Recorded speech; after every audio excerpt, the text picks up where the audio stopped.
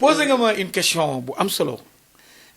nu ñu mel dans notre commune suñu chère commune muy Yeumbeul Nord ndax gis nga ñun Yeumbeul Nord rek la ñu am man miy wax ak yow membre fondateur APR la Yeumbeul Nord bi ñuy def l'assemblée générale constitutive de l'APR n'est-ce pas en 2008 à l'hôtel Indépendance à l'hôtel Teranga j'étais l'un des rares responsables de l'APR boo xam ne fekkee nañu cette assemblée générale constitutive là donc je suis un membre fondateur de l'APR tey dañ fi nekk autour de notre leader nga xam ne mooy suñu kilifa parti bi muy l'honorable député Samba Demba Ndiaye parti baa ngi fii créé nañu ay bi ñu comité jotee monté nañu ay comité bi ñu demee ba ci biir ñu organisé wu en zone bu nekk 4 zones la ñu am dans Yeumbeul Nord la zone des Darou Salam la zone des Aïnou Mady la zone de Yeumbeul 52 et la zone de Yeumbeul Centre donc dañoo organisé wu en zone ba léegi ñi ñaa ngi liggéey dans le cadre du parti n'est-ce pas coordonnateur bi mooy suñu mag suñu xarit Samba Demba Ndiaye mooy suñu kilifa mais nag ñun personnellement su ma nee ñun dama bëgg a wax Matar Diop ak mouvement bu muy diriger mooy le mouvement Ndam c'est-à-dire dafa am ay jeunes xam ne dañoo nekk commune bi ay jeunes yi set loxo jeunes yi jàng jeunes yi xam am dignité am courage am abnégation am efficacité bëgg seen commune ñoom ñoo jóg ne dañoo bëgg prôner la politique autrement indiwaat beneen façon de faire de la politique n'est-ce pas samp le mouvement Ndam ñoo fekk ma ne monsieur le maire dañoo bëgg a ànd ak yow pour que ñu liggéey dans le cadre du mouvement Ndam ñu tuddee ko la nouvelle dynamique autour de Matar pour l'émergence bu ñu commencé le mouvement là depuis le mois de mai 2019 la ñuy lancé le mouvement là defagul sax 1 an tey mouvement bi mën naa waat ni ça fait partie des mouvements les plus dynamiques du Sénégal n'est-ce pas. mais bëggoon nañu xam mouvement bi laataa ngay continuer bëggoon nañu tamit nga wax ñu lan mooy objectif mouvement bi. objectif mouvement bi mooy émerger Yeumbeul lépp loo xam ne daan nañ ko def ci Yeumbeul Nord te méngoowul ak une politique saine loolu lañ bëgg a dindi dans cette commune là parce que li Yeumbeul moo ñu ñor bëgg nañu jël Yeumbeul yóbbu ko foo xam ne commune bi mosu fay yegg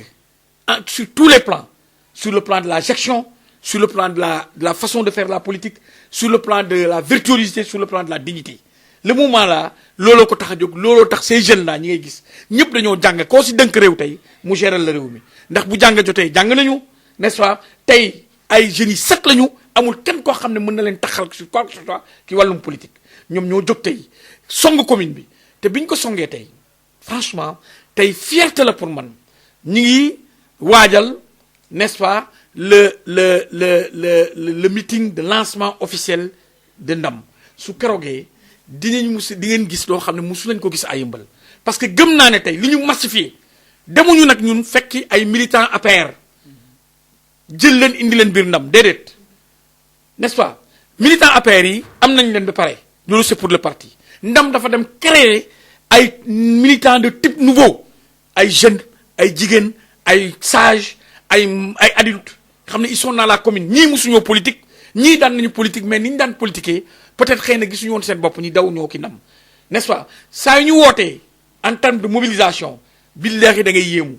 le Ndam aujourd'hui mën naa ko estimer mu ngi varier presque à plus de 15 000 militants dans cette commune là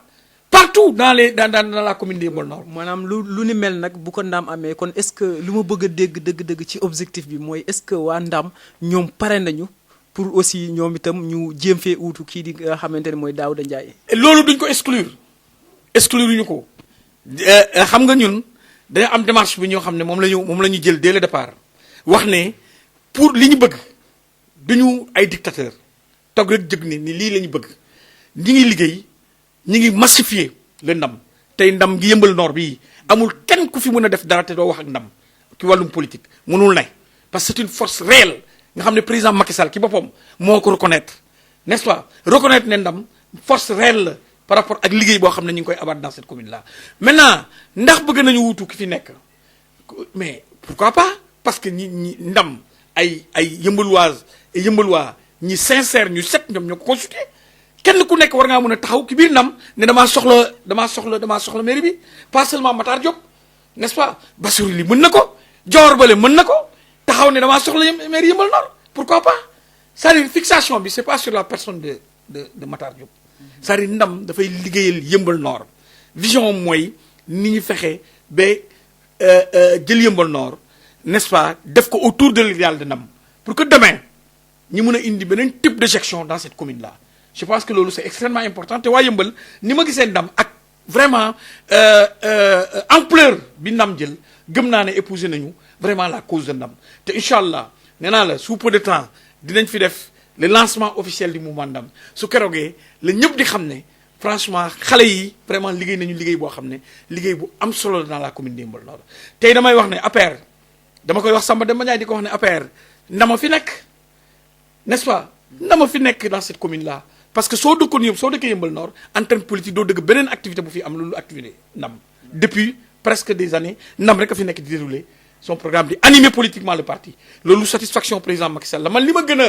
tax ma gën a fier mooy li président kontaan ci liggéey boo xam ne ñu ngi koy def dans la commune de Yeumbeul Nord en termes de massification en termes d'animation politique en termes d'occupation du terrain politique te on le fait avec dignité on le fait avec conviction n'est-ce pas avec des jeunes yoo xam ne du xaalis a leen tax a jóg non pas du tout leneen taxu leen jóg lu dul intérêt commune bi taxaw bañ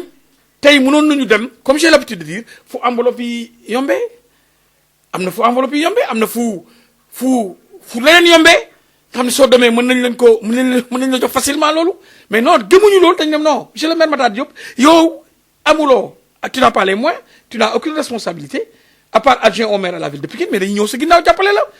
pour que ñun ak yow ñi mun a transformer la façon de faire de la politique et la façon de gérer dans cette commune là te ki lañ nekk ba léegi macha allah aussi ñi am si ndam bu rëy tey fu mu nekk nii parce que nee naa la ndam su fi yemoon sax neex parce que actuellement tey fépp foo dem ci Sénégal